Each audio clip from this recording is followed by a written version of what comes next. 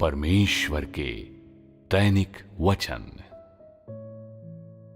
परमेश्वर का अनुसरण करते समय लोग परमेश्वर की इच्छा, विचारों और मनुष्य के प्रति उसकी प्रवृत्ति पर कभी कभार ही ध्यान देते हैं।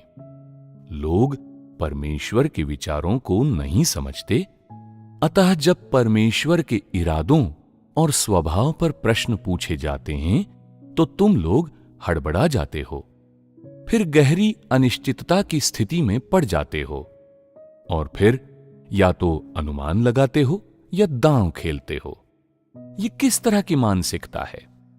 इससे एक तथ्य तो साबित होता है कि परमेश्वर में विश्वास करने वाले अधिकांश लोग उसे हवाबाजी समझते हैं और ऐसी चीज समझते हैं जिसका एक पल अस्तित्व है और अगले ही पल नहीं है।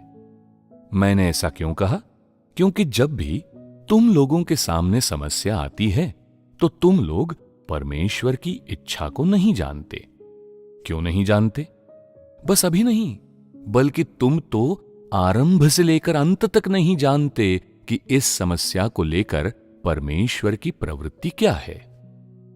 तुम नहीं जान सकते, तुम नहीं जानते कि परमेश्वर की प्रवृत्ति क्या है, लेकिन क्या तुमने उस पर विचार किया है? क्या तुमने जानने की कोशिश की है? क्या तुमने उस पर संगति की है? नहीं। इससे एक तथ्य की पुष्टि होती है, तुम्हारे विश्वास के परमेश्वर का वास्तविकता के परमेश्वर से कोई लेना देना नहीं है।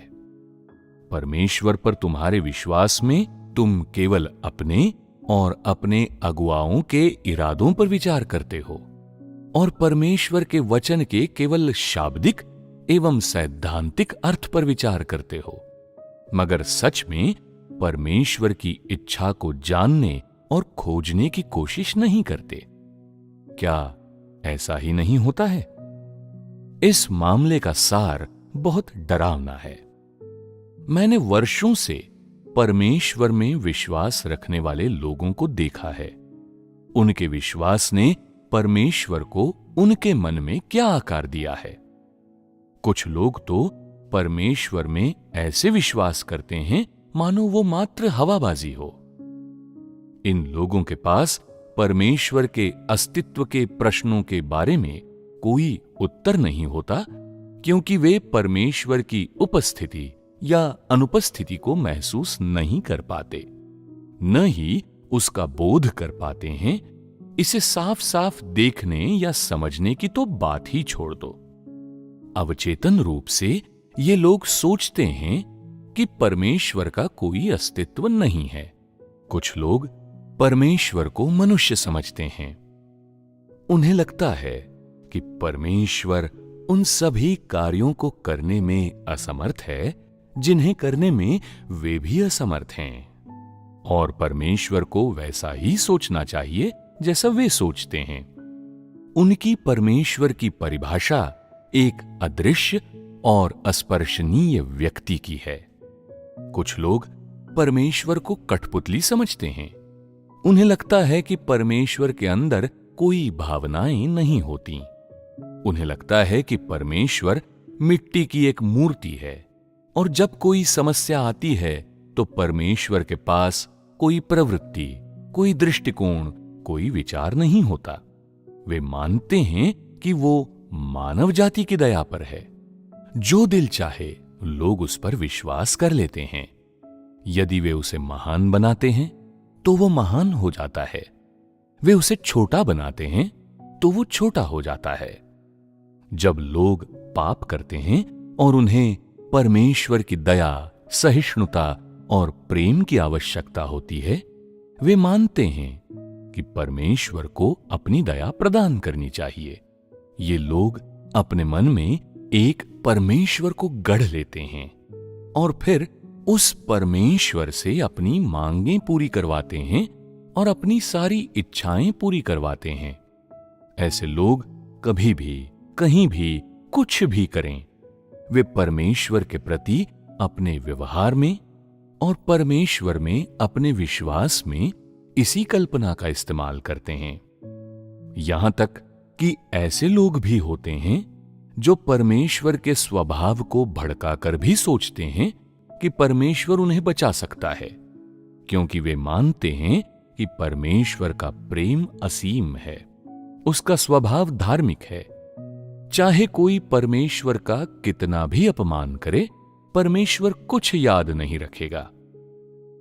उन्हें लगता है चूंकि मनुष्य के दोष, अपराध और उसकी अवज्ञा इंसान के स्वभाव की क्षणिक अभिव्यक्तियां हैं, इसलिए परमेश्वर लोगों को अवसर देगा और उनके साथ सहिष्णु एवं धैर्यवान रहेगा।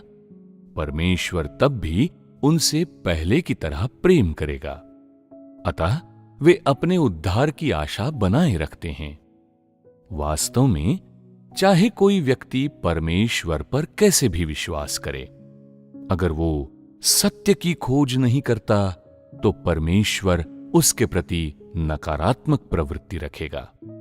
क्योंकि जब तुम परमेश्वर पर विश्वास कर रहे होते हो, उस समय भले ही तुम परमेश्वर के वचन की पुस्तक को संजो कर रखते हो, तुम प्रतिदिन उसका अध्ययन करते हो, उसे पढ़ते हो, फिर भी तुम वास्तविक परमेश्वर को दरकिनार कर देते हो। तुम उसे निरर्थक मानते हो या मात्र एक व्यक्ति मानते हो, और तुम में से कुछ तो उसे केवल एक कठपुतली ही समझते हैं। मैं ऐसा क्यों कहता हूं? क्योंकि जिस प्रकार से मैं इसे देखता हूं, उसमें चाहे तुम लोगों का सामना किसी मसले से हो या किसी परिस्थिति से, वे बातें जो तुम्हारे अवचेतन मन में मौजूद होती हैं, जिन बातों को तुम भीतर ही भीतर विकसित करते हो, उनमें से किसी का भी संबंध परमेश्वर के वचन से या सत्य की खोज करने से नहीं होता। तुम केवल वही जानते हो जो तुम स्वयं सोच रहे होते हो, जो तुम्हारा अपना दृष्टिकोण होता है, और फिर तुम अपने विचारों और दृष्टिकोण को जबरदस्ती परमेश्वर पर थोप देते हो। तुम्हारे मन में वो परमेश्वर का दृष्टिकोण बन जाता है और तुम इस दृष्टिकोण को मानक बना लेते हो, जिसे तुम दृढ़ता से कायम रखते हो। समय के साथ इस प्रकार का चिंतन तुम्हें परमेश्वर से निरंतर दूर करता चला जाता है।